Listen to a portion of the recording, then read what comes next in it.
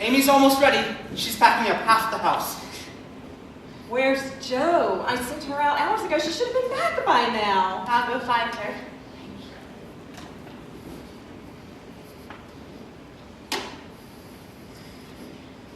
Here's the shawl Father loves so much.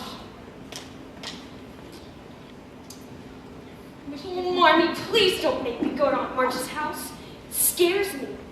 Everything's so old in it. I have a picture of you I drew with apple blossoms in your hair. The goddess of spring. It's for Father. Is he going to die? No, Amy, I'll see to it that he recovers. Go finish getting ready. Marmee, I'm so sorry I'm late. I did get the money, though. Thank you, Jo. I know how hard it is for you to ask Aunt March. I didn't ask her. I couldn't.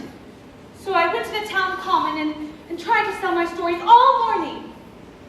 And when that didn't work, I sold my hair.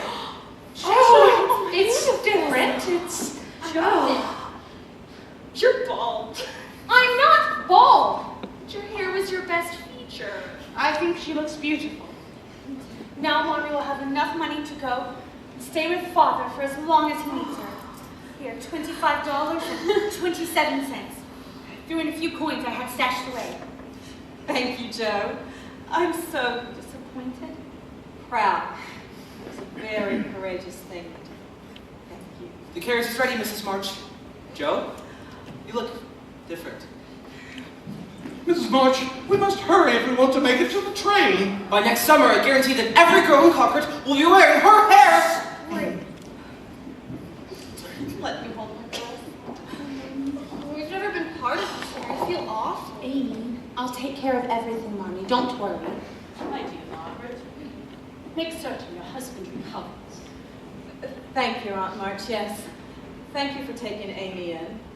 Amy, tell Aunt March how excited you are. I'm so excited to be living with you while Marmee's in Washington. Naturally. No glum faces. No tears.